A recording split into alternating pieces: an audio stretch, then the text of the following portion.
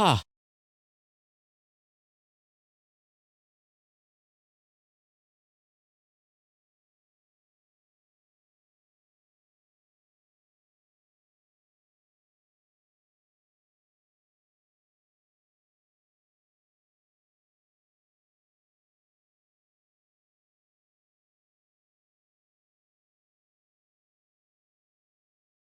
Okay.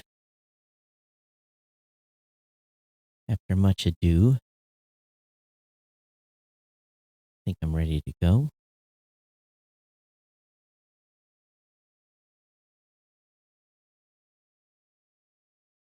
This is Geek News Central. My name is Todd Cochran, coming to you from the FEMA Region 5, in the new media production studio hideout designed by Audimute.com in Coldwater, Michigan. The lead stories are, as we near the end of week 6 of the national lockdown, Apple and Google to release COVID-19 tracking app. Zoom sees 300 million daily users. Automakers are fighting with the FCC over RF spectrum. SpaceX is did launch more internet satellites. I want to welcome you to episode 1441 of the Geek News Central podcast for Thursday, April 23rd. This show is sponsored in part by GoDaddy.com and listeners just like you. Great deals from GoDaddy can be found at geeknewscentral.com/GoDaddy. You can support this show today at geeknewscentral.com/insider. We're live everywhere. We're live at geeknewscentral.com/live, live.geeknewscentral.com. We're on Facebook, we're on Twitter, we're on Twitch. I don't think we're on Mixer tonight. It didn't look like the stream came up, but we're just about everywhere else. Thanks for joining us. You're watching live. I'm watching a chat room in Facebook, so if you're on Facebook, make sure you say hello. Check in there. That's where I'll be able to easily acknowledge you. But if you're brand new, literally, if you are brand new to the show, we want to make sure you stay connected to the podcast. And really, all you got to do is go over to geeknewscentral.com. And when you're on the website, you're going to find wrong button. Go over to the website. You're going to find all the great articles on the website that my writers create on a daily basis, along with multiple ways to subscribe to this podcast, whether it be Apple Podcasts, Google Podcasts, Spotify, TuneIn, Android, Stitcher, by email, or just using the standard RSS feed. Make sure you grab the show, get it subscribed to in your smart device, your smartphone, whatever it may be. We definitely want you to be subscribed to the show. Get subscribed to the newsletter while you're on the website as well. You can listen to the show on blueberry.com. And of course, there's a great way to listen to it on a smart home device as well by saying the keyword to activate that device and say, listen to the podcast, Geek News Central. Of course, you can join our chat room at geeknews.chat, and that's a Mastodon chat server. You want to come over there and chit-chat. Also have chat channels on Slack and on Discord. All those links are available via the... actually, if you want to be on Slack, all you got to do is email me, and I'll get you added to Slack. The Discord link is in the show notes at geeknewscentral.com. And of course, you can contact me anytime via email, drop me a note, and on Twitter at Geek News. And of course, follow me on Facebook. Partner shows are all linked at geeknewscentral.com, and that includes the GNC Week in Review, the Gadget Professor, the Pro Gear site, the New Media Show, Podcast Legends, and the Podcast Insider Show. You can always pick up Ohana Gear at cafepress.com/Ohana Store. And thankfully, and I've been very, very appreciative, our friends at GoDaddy are continuous sponsors of this show. We want to thank them for being the longest running sponsor of a podcast that's available today. And you can get clear savings by going over to geeknewscentral.com/GoDaddy. Check out all those great deals. Start off with a $4.99.com or 30% off a new product purchase.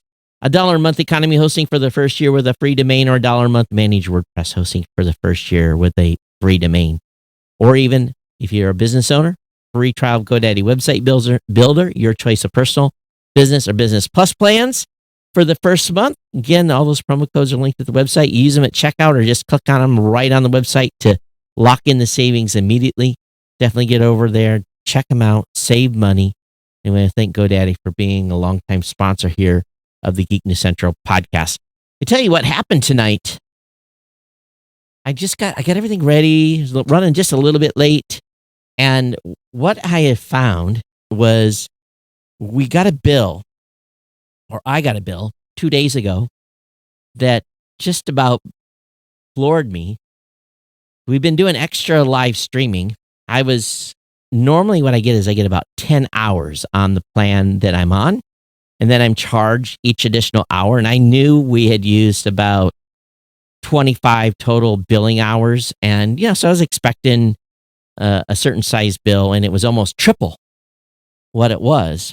And I sent an email off to their support trying to find out what was going on. And it turns out the way I had Wowza set up to do the multicast streaming was that when I activated the primary stream here, it also activated a secondary stream. And I had noticed over on my corporate website at Blueberry that some of my videos were ending up over there. And I was kind of scratching my head, why?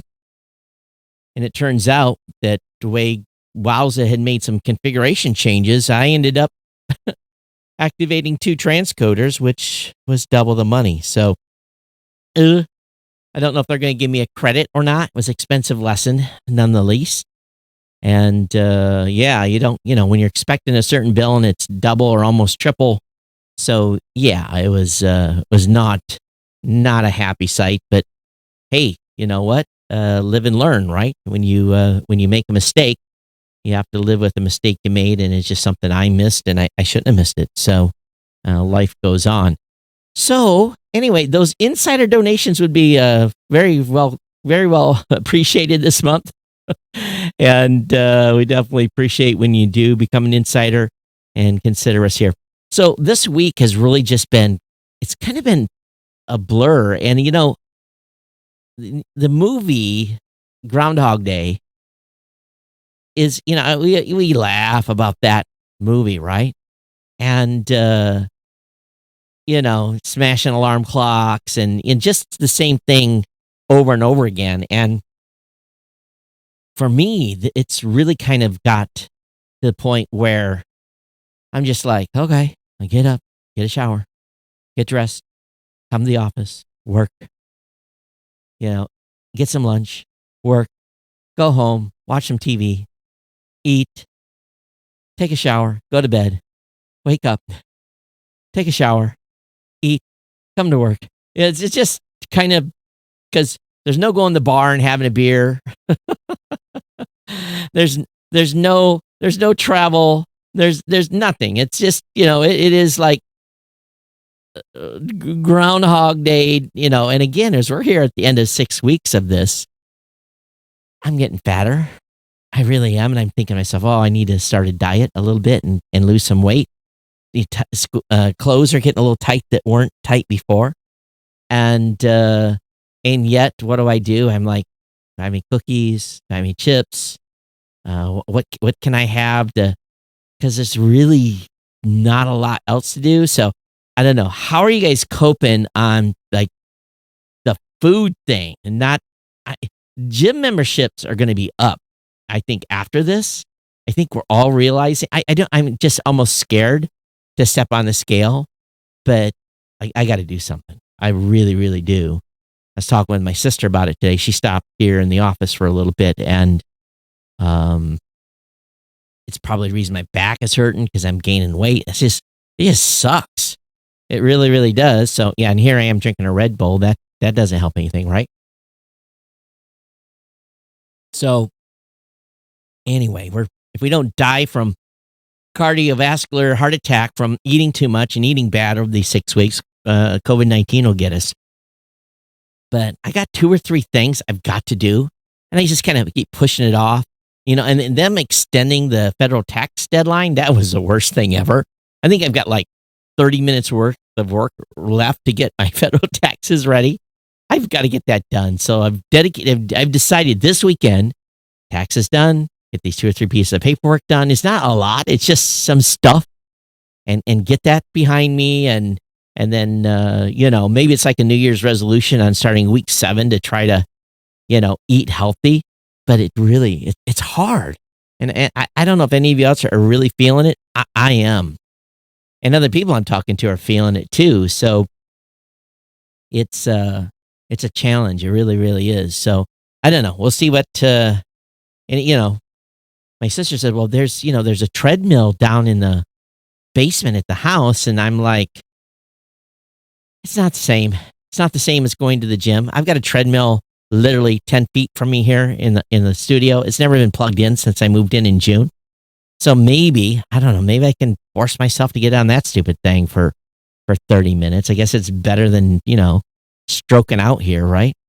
So, but it'd be nice if the weather would get just a little better. We've been cold all week. And here we are in the middle of April. Farmers are putting crops in already. They're driving up and down the fields, putting corn or soybeans or whatever they're putting in. And but I just wish the weather would just get a little nicer. Seems like winter can't leave. Really, winter isn't here anymore, but it just sucks. So, hi, Stephanie. Hi, Kim. How are you? And I don't know what our governor decided. I'm not even paying attention to her anymore. But I'm hearing many places are extending their lockdown. And I'm hearing there's going to be maybe some lifting of restrictions here in about 10 or 11 days or something. But I'm not holding my breath at all. And but if you're living in a state that is starting to unlock, how is it? How are you getting along? Are you going to go out or are you just stay in your house? What you going to do? I'd love to hear from you. So anyway, got a great show lined up for you tonight. Got a lot of stuff to chit chat about. A lot of stuff in the stack here. Kirk did a good job finding a good amount of news. Some really good stuff tonight. But again, don't forget, we've got a couple of websites, live.geeknewscentral.com, where you can watch the stream. We've got the Mastodon chat server at geeknews.chat. We've got the GoDaddy page at geeknewscentral.com/GoDaddy. Let's go ahead and get over there and pick up a domain or product, support the sponsor here.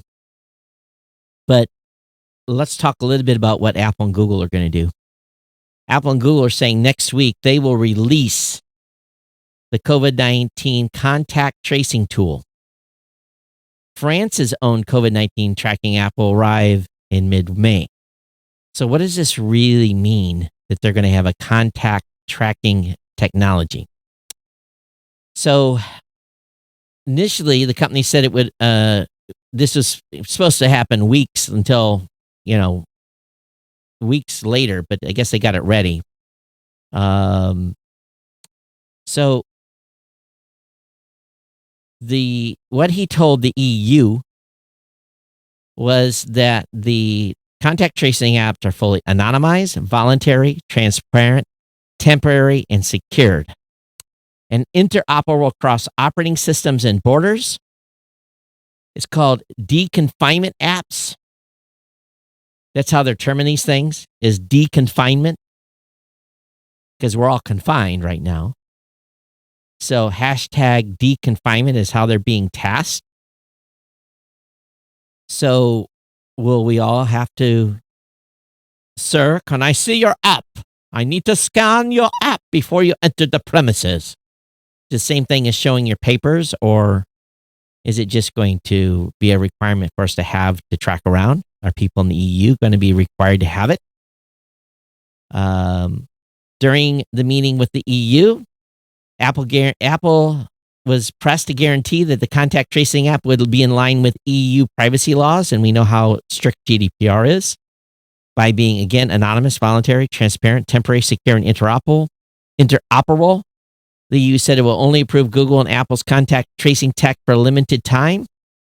France is developing its own.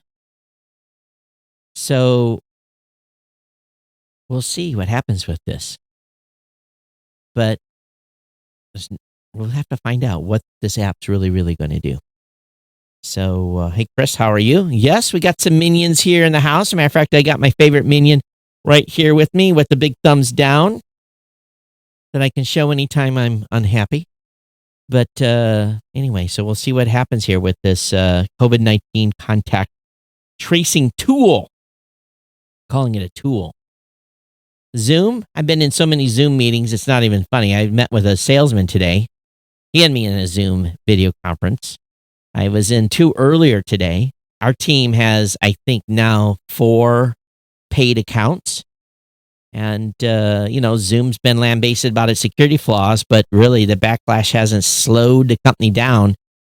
The company reported on April 21st that more than 300 million people use Zoom on a single day. That's incredible. So maybe Zoom's going to get the last laugh because Chief Executive Officer Eric Yuan said Wednesday during a webinar focused on security, while some other companies and school districts have dropped the app, Zoom's response has reassured investors and sent shares climbing. I talked with somebody earlier in the week who said that they had a buddy who got to thinking about this before the lockdown came, and he bought a whole bunch of Zoom stock, and he's been very handsomely rewarded for that purchase. But Zoom shares rose to about 150. It closed at $150.25, and the stock has more than doubled so far this year. And before the COVID-19 pandemic, Zoom focused on business communication use, and where about 10 million people were using it. And again, my team's been using Zoom for quite some time. So Zoom. Matter of fact, they're doing the draft. I'm missing the draft. I don't care about the draft, but the draft, I guess, is starting here in about 7 seconds. The draft is going to go on. So any of you going to watch draft? The draft's going to be done in Zoom. Should be interesting to watch. But the auto industry's fight with the FCC over vehicle and everything communications heating up. We've talked about this before. V2X has been slow to deploy, leading the FCC to propose repurposing the safety spectrum of Wi-Fi. Repurposing the safety spectrum for Wi-Fi because they're taking up quite a bit of spectrum. V2X runs at about the 5.9 gigahertz band, 5,900 megahertz, which is prime real estate. In 1999, the FCC set aside 75 megahertz of spectrum in that band, which isn't a lot, but anyway, it was supposed to be for dedicated short range communications, which would allow vehicle to vehicles to talk or signs talk to vehicles and so forth.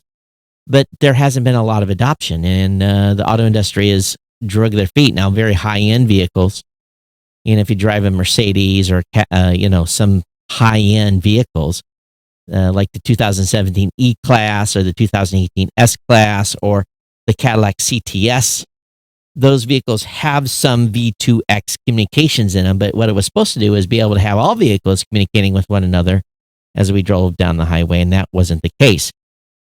So they've been slow, and ever since the FCC said they were going to take it away, automakers have said, we'll have 5 million cars next year that'll have it. In a statement, the FCC said the auto industry's promise were in effect too little, too late, given that about 17 million new vehicles have been sold in the United States in each of the last 5 years. The 5 million number was not an impressive commitment. An FCC spokesman said in an email, instead of it only reinforces the need to FCC to reform the use of the 5.9 gigahertz band, so it's put to its best use for the American people. So, you snooze, you lose. And that's what's going to happen here with this spectrum. So the automakers are going to have to figure something else out.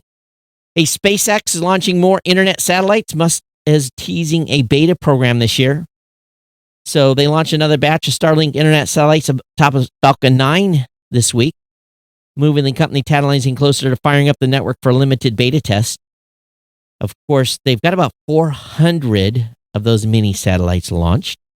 He said before they would need between 400 and 800 to really kind of get going, but it would be in a limited geographic area. But they want to have ultimately 40,000 satellites launched. And so Northern Latitudes is going to get the test. Now, what does that mean? Now, we have reported before that this test was supposed to happen somewhere in the south. But he's saying private beta begins in 3 months, public beta in 6 months, starting in high latitudes. So someone define that for me. Is that, is South Carolina, Georgia, Florida considered high latitude? I don't know. But these satellites are really low, compared to, Barry Kantz, the CFO of Blueberry. He's got a satellite. He's got a Hughes connection. We're trying to do a video interview today, and the lag was too bad. So he switched to a MiFi so that we could at least have a conversation without him being on a 1 second delay. And because, yes, it still takes time for that signal to go to space, to that geosynchronous satellite that Hughes has, and then back down to the receiving station and being routed through is about a 1 second delay in the video. So it's not perfect. So these satellites are going to be much lower, so much less transit time. So we'll see what they're able to do or how much this thing's going to cost. I'm excited for broadband for those of us in rural areas that have of course, it may not be very fast, but we'll see what they come up with.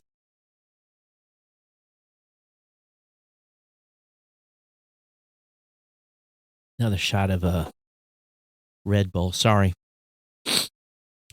Palantir, Palantir, Palantir. This company is known for working with military, law enforcement, and intelligence agencies. Has been tapped for White House coronavirus data analysis. So this data mining company is been hired, and its program is reportedly called the HHS Protect Now. It crunches data to help officials understand the coronavirus pandemic, in which more than 850,000 people have been diagnosed, with 47,000 people in the United States having died. The company's founder is Peter Thiel. Of course, he's a longtime supporter of the president, and he brokered a meeting with several other Silicon Valley leaders at the start of the administration. Palantir has counted government agencies as customers, has worked on counterterrorism efforts. Half the battle of doing business with the government is, number one, getting your foot in the door for the first time and getting a contract. What we found at my company is we've got podcast customers from the Senate, from Department of Justice, from DARPA, and several others. And even though we're partly veteran owned, we don't get veteran preference because there's not enough percentage of veteran ownership to get veteran preference. But it is, we do get a little bit of a stick in the mud from a little bit of not advantage, but I get to check one more block when it comes to government contracts. And but once you kind of get in the system, it's a lot easier to get additional contracts because you say, oh yeah, we got one with here, and here. And it's just getting that first contract. A lot of these companies don't get contracts with the government because they've never went through the rigors of proving how your infrastructure is, proving that you're on U.S. data centers, proving, all these things you have to prove to work for Uncle Sugar in any way. Foreign workers all plays into it as well. Oftentimes, one of the things we did for one of the groups absolutely could have no employees outside of the United States. And that was one of the interesting requirements. So sometimes, if you have a foreign workforce, you're not just getting a government contract just because of that. So when I hear about this company, it makes me wonder what their makeup is. But I'm sure they've had to jump through many of those same hoops. There's some exploratory type of drones being thought about for Mars. They're called tiny, levitating, nano cardboard aircraft. Oh, they're not even calling them drones. They're calling them aircraft. And it just looks like it doesn't look like an airplane. I'm just telling you that. It just looks like, a panel, a rectangle panel. And this levitating nano cardboard flyers could one day explore the dusty red surface of Mars. This summer, NASA will launch its newest Mars rover, Perseverance, and a helicopter that will fly over the planet's surface as part of a high-risk, high-reward experiment. But even before its launch, researchers are designing much more ambitious aircraft for Mars as well. On a particular interest are flying aircraft that could, with less risk, more effectively observe and study Mars' surface. Now, what this thing does is it kind of flaps like a bird a little bit. And each aircraft weighs about the third of a milligram or less than a fruit fly. These ones have no moving parts. Instead of flying with wings or rotating blades, they actually levitate, however that works. And they've got some other ones that kind of flap around a little bit too. So anyway, it's very odd technology. And link will be up in the show notes. You guys can look at the demo videos that they've got out. So the video looked like it had flapping wings, but it says it's not flapping around. I don't know how they're going to get any science out of these tiny things. Time will tell. Some privacy apps for Android in 2020 that are out there. Bitdefender, Hotspot Shield, Tor Browser, Dashlane, Ghostry, Folder Lock. There's some good security tools there. So the link will be up in the show notes. You can check it out. That best overall, they say, is Bitdefender Mobile Security for Android is one of the better ones out there. Again, a privacy app for Android in 2020. Link will be up in the show notes. Android 11 is just about here. Developer preview number 2 is on the street. And so people are pretty excited about this. Of course, we know back in February, Google kicked off the hype train by releasing the first developer preview for Android 11. And based on what we know so far, Android 11 looks to be a fairly modest year-over-year improvement compared to Android 10. The public release number 2 brought a couple of minor UI changes, but nothing too radical. And they're going to do a deep dive here. But Android handles 5G connections, supports more display types, and more powerful permission controls. That may sound kind of boring, but don't check out quite yet. Google often keeps changes and updates coming with each new developer preview, meaning even the developer preview number 2 and DP3 for the matter isn't fully indicative of Android 11's final public build. So they've got some one-time permissions in the app now. You can allow something to do just one time. A built-in screen recorder. That's something that's kind of cool. That's interesting. That's something new. And so if that's awesome. Built-in screen recorder records audio or the screen. And they're adapting the operating system to different displays. So if you've got one of those new foldable Android phones, which I find are kind of weird, they're going to be supporting that. And of course, 5G ready. That's fully expected. And says you can't flash Android 11 on your phone, but you shouldn't. So what does that really mean? It says Android 11 currently exists as a developer preview, and right now it's in the earliest stage. You can put it on your phone if you want, but again, they advise against it. First of all, you have to manually flash Android 11 Developer Preview 3 to get it your phone in the first place. Unlike later builds of the OS, you can't just download an over-the-air update. So this just gives you an idea. These are builds for developers so that they can get their existing apps ready for the update. AT&T, boy oh boy, they seem never to have good news. AT&T preps for even more cuts. Yes, more employee cuts. Remember,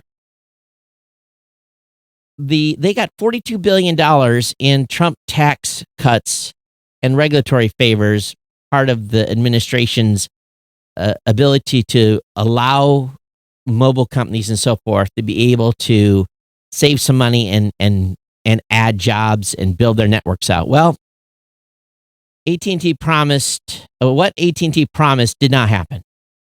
The company actually, because they had promised that they were going to surge and spend a bunch of money and expand their network.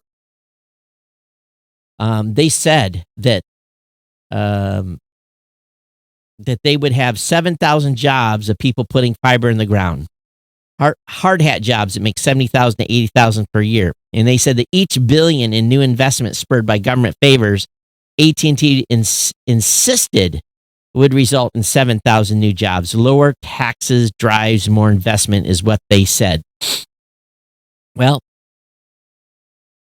they decreased its 2020 CapEx by some $3 billion, and unions say the company's cut more than 37,000 jobs since the Trump tax cuts took effect. So this week, AT&T announced it will be conducting another $6 billion in cuts that will include additional headcount rationalization, which in human language means even more layoffs. So it's odd that when news outlets discuss AT&T's cost-cutting and layoff strategies, they fail to mention that we just got done throwing tens of billions in regulatory favors and tax cuts at the company in exchange for absolutely nothing. In fact, we apparently paid AT&T to do the exact opposite. It was really as what it was repeatedly promised to do, and particularly galling given that most AT&T's current problems stem directly from spending too much money on harmful mega mergers and bubbling its entry into online streaming video space. But as usual, the end result isn't AT&T executives paying any sort of penalty. It's the company's workers and customers who have to pay for the mistakes. So for a long time, we have not been fans of AT&T on this show. You'll know that. You will remember that. Apple will begin selling Macs with its own processor in 2021. That's the rumor. A 12-core chip for the Mac based on the 2020 iPhone A14 are in the works. So this is a report from Bloomberg. Cite sources close to Apple, who says that Apple's on track to introduce Macs running the Apple-made CPUs and GPUs. And they're developing these chips are code name Halamata. So this is a big deal. Big deal. And I don't think it should come as a surprise to many of us that they're working towards that. The FCC has moved cautiously and planned to prevent space debris and satellite collisions. So today, the FCC changed orbital debris plans to avoid conflict with NASA recommendation. So NASA approved new rules for preventing orbital debris and collision in space. Again, only after revising the plan to address criticism, the commission was moving too fast and imposing requirements that could conflict with NASA recommendations. The Department of Commerce urged FCC to delay action, but apparently they went ahead. So I don't know if that means that they went ahead without the NASA recommendations or not. The new rules, the first update to FCC's orbital debris police in 15 years, are being posed as plans of SpaceX and other companies launch thousands of broadband satellites. So basically, the new rules improve the specificity and clarity of rules that requires disclosure of debris mitigation plans by satellite operators. These changes include requiring the satellite applicants to assign numerical values to collision risk, probability of successful post-mission disposal, and casualty risk associated with those satellites that will re-enter Earth's atmosphere, and a few other things. So all that information will be up in the show notes for you to check out. Expedia is raising $3.2 billion as it travel stalls during the coronavirus pandemic. So they're going out there. Of the funds, $1.2 billion will be in private placement of perpetual preferred stock and $2 billion in new debt financing. Also, Airbnb has raised debt financing during the crisis while dealing with a wave of cancellations. So everyone's going out and getting money. People with money have, and believe me, there are people with sitting on a lot of cash that are just out here raking stuff up, including the Chinese. Chinese are buying a lot of bio companies. Surprise, surprise. It's been announced that Google will make all advertisers prove their identity so people can see who they are and which country they're in. This is big. Now, Google began requiring political advertisers wanting to run election ads on its platform to verify their identity back in 2018. Now that program is being extended to all advertisers. The companies wrote in a blog post this morning from John Canfield, its Director of Product Management for Ads Integrity. The change will allow consumers to see who's running an ad and which country they're located in when they click. Why this ad on a placement? Wow. So consumers seen a proliferation of ads of products from dubious advertisers like fake vaccines in recent months. Fake businesses have also been an issue. So existing advertisers will have 30 days once notified to complete the verification process, since the company is doing the rollout in phases, according to a spokeswoman. If they don't submit the documents by then, Google said it will suspend the account and the advertiser's ability to serve ads until they provide it. So, well, good for Google. Samsung smart TVs are getting an Apple Music app. So another Apple service comes to Samsung's sets, available today. If you have a Samsung recent smart TV or have upgraded, you should be able to get the Apple Music app now, all right? So if you're using, I do use the Apple Music app quite a bit. Remember the robot dogs? Boston Dynamics is using their robot dogs into helping COVID-19 patients. Spot is allowing healthcare providers to work remote triage, to remotely triage potential cases. And so I guess they're walking around hospitals. That Spot robots are allowing healthcare providers to remotely triage patients at Boston's Birmingham and Women's Hospital. The company is sharing the hardware and software behind the robotic telehealth approach, and it hopes other mobile robotics platform will take advantage of the tech. Boston's Dynamic platform uses an iPad and two-way radio mounted to a Spot robot. Healthcare workers can guide the robots through triage tents where patients suspected to have COVID-19 are asked to line up for initial assessment. Doctors and nurses can speak with the patients from a safe distance, possibly even their own homes. For every intake shift completed by a robot, at least one healthcare worker can reduce their exposure to the virus. Blah, blah, blah. So, interesting. Why couldn't have they just set the iPad up on a tripod? It doesn't sound like they're having to move the robot around very much. The FCC also voted 6 gigahertz Wi-Fi is here. The unanimous decision also opens up 1,200 megahertz of new bandwidth for Wi-Fi 6E devices. They're expected to arrive next year. So this was expected to happen. The FCC went on to call a move to benefit consumers and one that will further our leadership in next generation wireless tech. Another funded study by Columbia professor Raul Katz backs that claim up, suggests that the move could generate more than $180 billion in U.S. revenue by 2025.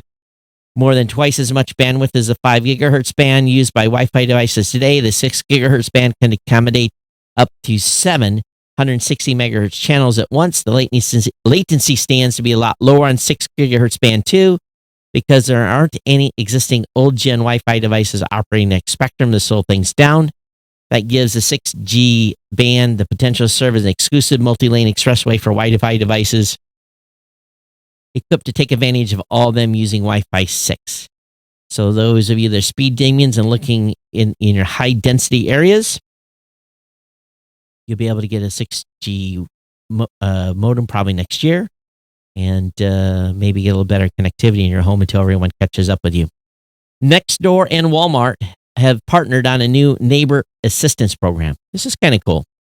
So Nextdoor is basically an app where someone can say, I'm looking for a roofer, I lost my dog, someone can come pick up some groceries for me.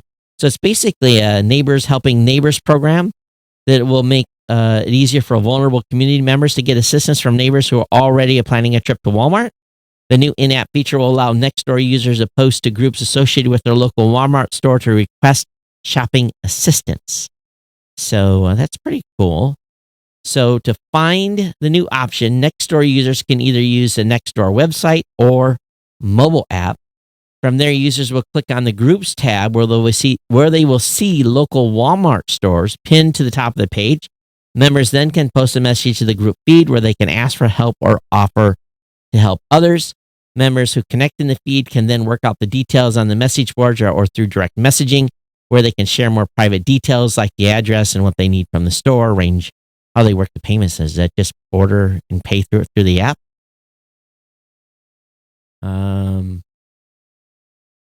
This could also allow low-cost alternative to using online grocery delivery services. So anyway, very, very cool for what Nextdoor is doing. Details are in the show notes. This story almost made it to my top 4 tonight, and it's actually it's kind of shady, real shady, in fact. Matter of fact, it's so shady it should piss people off. They're selling stuff on Amazon. Have you ever bought, you've got the Amazon brands, paper, all kinds of stuff, batteries, notebooks, you've got it. Amazon has a lot of stuff that's under their own brand, right? Well, check this out. Amazon policies forbid it from using sellers' data undermine their own products. But that practical reality might be very different. The Wall Street Journal sources say Amazon employees have been using proprietary seller data to help design and price in-house products, including decisions to enter certain categories. Develop a car trunk organizer as an example. The internet retailer reportedly studied a third-party sales, marketing, spending, and Amazon's share of sales. This also includes executives, according to the source. While Amazon officially has measures to prevent its products higher-ups from accessing individual seller data, those rules apparently haven't been consistently enforced. Execs would use workarounds, such as having analysts create reports or obtaining supposedly aggregated data that was really collected from one seller. In a statement, Amazon said it strictly prohibits workers from using private seller info to determine its own label product launches, and that it had launched an internal investigation into the practice. Now, when I'm at CES, the Amazon team, the Walmart team, the Best Buy team, they go around the show floor like a herd, and they are treated like absolute royalty. If an Amazon rep stops at your booth, you have basically hit the jackpot, because they're there to buy a product for you, from you, to put their label on it. I've seen the Amazon herd, Best Buy herd. I've seen them walking the floor. You want to talk about, it's just like the king walking around, because they're walking around with a checkbook and an order form. So it's amazing. Now, I've got a buddy who, I guess I can say it, he sells softball bats. And he's got a store in Texas, and a retail store. And he figured out that, he's sold softball bats for years, that putting softball bats online at Amazon was a very lucrative thing. And, in the early days, he made a lot of money. And then as more people got into it, he had to tighten his margins up. But because he had all these connections, he's done very well for himself selling baseball bats, softball bats on Amazon. Still has a store, still does very well, but he's found a niche. Finding a niche to have a product available on Amazon is a gold mine, and people are always looking for the product that they can place in Amazon to have sell. But when you have a company come in, let's say my buddy was doing real well with baseball bats, softball bats, aluminum bats, you know what I'm talking about. What if they decided they're going to run their own line and use his data to see what the margins were and what the pricing was, and undercut him? It would be devastating. And that's what Amazon's being accused of doing here. Very, very naughty. Very, very naughty Amazon. Thus, putting the small business out of business. Facebook is stopping advertisers from targeting users into pseudoscience. The move comes as Facebook makes fighting coronavirus and misinformation a top priority. Zuckerberg has said that fighting the coronavirus and misinformation is one of his top priorities, yet Facebook ads policies have been slow to catch up. Now the company will no longer allow advertisers to target users based on their interest in pseudoscience. The publication discovered the category after seeing an ad for an anti-EMF beanie, apparently meant to protect against radiation from smartphones. Facebook later told the markup it removed the category from its ad platform. So, anyway, I guess how do they determine if you are interested in pseudoscience? Curious, isn't it? Apple's next generation AirPods may arrive early in 2021. And AirPods Pro may not get an update until 2022. So you may not want to hold your breath for the Apple AirPods in 2020. Well-connected analyst Ming-Chi Kuo claims via Apple Insider that Apple's likely to mass-produce third-generation AirPods in the first half of 2021 and follow suit with the second-generation AirPods Pro in the fourth quarter of 2021 or first quarter of 2022. They wouldn't have radical redesigns, but they would shift to sleeker system in-package internals instead of the usual circuit boards. So anyway, you can live with the current AirPods for now. Instacart is announcing a new COVID-19 policies and plans to hire 250,000 more shoppers. And they're doing an aggressive hiring spree because no one wants to go to the store and everyone wants someone else to shop for them. So the company announced it's adding 250,000 more shoppers. Along with the hiring announcement, is implementing a slew of new policies, including extend COVID-19 sick pay and bonuses for both part-time employees and full-service shoppers, and in-app check-ins for shoppers that need health and safety kits. In just 1 month, Instacart has announced plans to grow its shopper network 250%. In March, it announced it will hire 300,000 new full-service shoppers on top of its existing 200,000. It has since met that goal, and today's hiring news, Instacart shopper will be 750,000 shoppers. With everyone out of work, people are looking for stuff to do. So, of course, last month, Instacart shoppers went on strike, demanding the company provide personal protective equipment, add a hazard pay of $5 per order, change the default tip minimum, extend the sick pay policy to those who have pre-existing conditions, and more. And Instacart responded to just a few of those demands. So, are you using Instacart for your shopping? We don't have it here because we don't even have Uber here. Tesla competitor Polestar 2 will start at $59,900 in the United States. It's expected to arrive in the summer of 2020. Wow, what a terrible time to deliver a vehicle. So more than a year after Polestar unveiled its stylish all-electric Polestar 2, the company announced that the EV will cost $59,900 again, and customers will be able to order online. If all goes according to plan, the U.S. Polestar retail showroom, the first U.S. Polestar retail showroom, will open in New York and on the West Coast in late summer. So anyway, another EV coming to market. And it is coming out of China. Despite the coronavirus pandemic, Polestar began production of the EV in China. It's manufacturing a car on the same production line that its parent company Volvo is assembling the Volvo XC40. The first Polestar 2 vehicles produced will be sold in Europe, with sales in China and North America after that. So I think maybe stick with Tesla. Anything being directly manufactured in China, I think I'm going to pass at this time. Sadly, Intel shares drop on low Q2 guidance. And Intel has declined to provide full year guidance, but its demand for Intel products was relatively strong in the quarter, with people needing devices to work from home. But Intel shares fell as much as 6% after the company reported earnings for its first fiscal quarter. $1.45 per share, adjusted revenue of $19.83 billion. The analysts had expected 1.28 in earnings per share, an adjusted basis of 18.7 million in revenue. So why did the stock drop when they did better?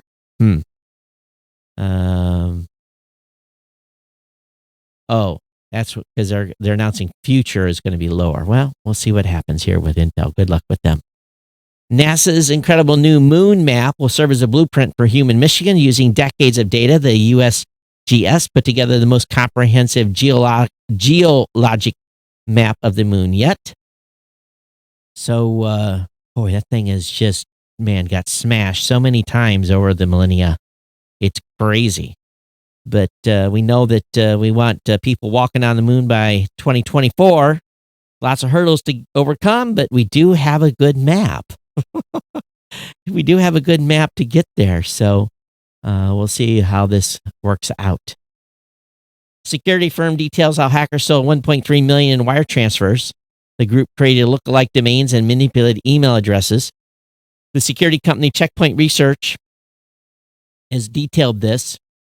The story started when a cyber game known as the Florentine Banker targeted 3 UK private equity companies for a potential wire transfer heist. The thieves targeted high-ranking officials in those companies, including the CEO and CFO, via phishing attacks. Once the thieves gained control of the officials' emails, they monitored them over weeks and months to figure out how the company did business and spot opportunities, make sure no one would notice any suspicious activity. The hackers created mailbox rules that diverted email relevant to the theft to a special inbox, monitored by the gang, creating a man-in-the-middle attack. So they were able to get 1.3 million from them. Wow. Now, it did manage to recover about half of the funds, but the rest was lost. So hackers are always at work. Now, the Tech Hive has a good article about how to record all the free streaming TV before it's gone. So to help people pass the time, Several TV networks have been streaming movies for free. HBO's opened up 500 hours of free. These aren't simple acts of generosity. These are going to run dry. So there is some cool stuff with a service called Play On. You can record movies and shows from online sources like Netflix, Amazon Prime, HBO, CBS, All Access, and so forth. The resulting video files are yours to keep. So I'm just, I'm going to just follow the instruction. This is pretty easy. And now if you're wondering what Play On is legal, Play On also likens itself to a VCR, DVR that copies videos for personal use. The user's name and IP address appear at the start of each recording to discourage sharing. And while some streaming providers might point out that terms of service don't allow recording, the fact that Play On has been around for more than a decade is a strong indication service is legal. So just be aware. Anyway, this is a good tip.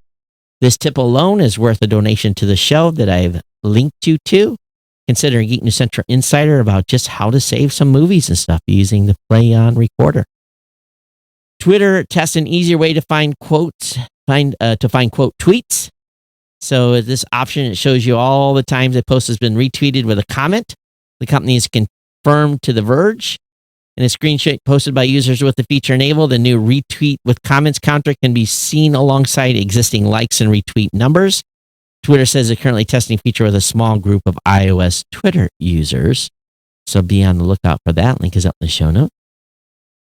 Another good article here by Tech Hive, Internet Radio, everything you need to know how to stream a world's worth of fantastic music for free. I dig Sonos Radio, but you don't need Sonos speakers to enjoy Internet Radio. So they've got some guides here on how to do this and all kinds of music on the air that you can stream for free. For you gearheads out there, Ford's electric Mustang Dragster delivers over 1,400 horsepower. The Mustang Cobra Jet 1400 is its first factory-built electric drag racer. And this is pretty exciting stuff. So this Mustang Mach-E crossover isn't available to customers yet, but Ford is showing off another example of what an electric Mustang coupe could be like with the prototype racer. The Mustang Cobra Jet 1400 is the first factory-built dragster prototype with an all-electric powertrain. The company says it's capable of 1,400 horsepower and 1,100 foot-pounds of torque. That should be enough to make it worthy of a historic nameplate for factory-built racers. So there's even more power. That's even more power than the Mustang lithium electric car project that appeared last year. So there aren't a lot of specifics yet, but there is a very, very cool video. So get over there on that link and watch that. DJI's Mavic Air 2. I love DJI's drones. I haven't bought one in years. Mine have been fine. But the Mavic 2 Air will reportedly cost $799. This has been an accidental leak that's been out there. So we've seen some pictures before from FCC, but we hadn't seen any pricing. This hasn't been released yet. But based on leaked information, a foldable drone will be powered by a battery that's 50% larger than its predecessor and can even fly a few minutes longer. It'll boost a max speed of 42.5 miles per hour, and its camera will be able to capture images up to 48 megapixels as well as 4K videos. In addition, it will feature 3-axis stabilization and use several intelligent automated photo modes, such as Active Track 3.0 that lets users pick a subject that the drone camera automatically follows. We don't know when this will be available, but DJI has events scheduled for the 27th, so just a few days away. There's 8 easy ways to reuse your old Android phone or tablet. I'll have a link up in the show notes on that. Also, GoGoro, Gogoro, will launch an electric bicycle in the U.S. this month. So I don't know if you want one of these. They're only going to be $1,800. Yes, $1,800. It's gonna be labeled an e-moped. And the announcement is extremely vague. The only information by the company is that the brand will launch in the U.S. in May and then can come to Europe and Taiwan in the summer.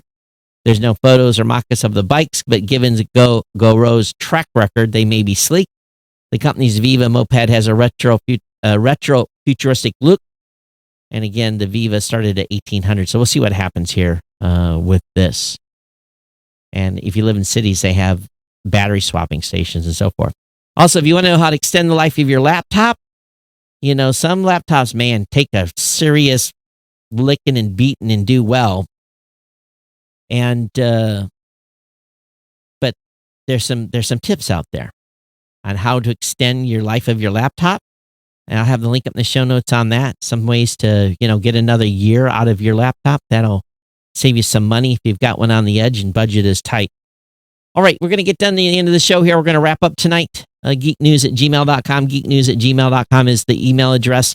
Don't forget about becoming an insider. Geeknewscentral.com/insider. Again, geeknewscentral.com/insider. Start with a $2, $5, $10, $15, $20, or $25 a month donation. 6.7 cents a day get you started supporting this show for a measly $2 a month. I hope the show's worth at least that much. So take your butts over to geeknewscentral.com/insider, or we'll even take a one-time donation. It's greatly appreciated. I want to thank you for your ongoing support of the sponsor as well. That's always appreciated. Don't forget GoDaddy for your domain and hosting needs or any type of online product. They've got it all. And we've got the codes to save you a lot of money. I'll be back here on Monday for another show. We'll start week 7. Yes, as we end up week 6 of lockdown here. I hope everyone's doing well, doing safe. Let me know what you're doing. Let me know if you're geeking out, doing any geeky projects at home while you've been locked up, essentially, here. Love to hear from you. How has your online working been? All that stuff. Just drop the geek a note. But again, it's my pleasure bringing the podcast tonight. I'm going to check out. We're not doing any after-show calls because the ESPN draft is on. I know that's where everybody's at watching that. Even if you're probably not a sports fan, it's something different. So everyone take care. We'll see you next time here on the Geek News Central podcast. Everyone take care. Bye-bye.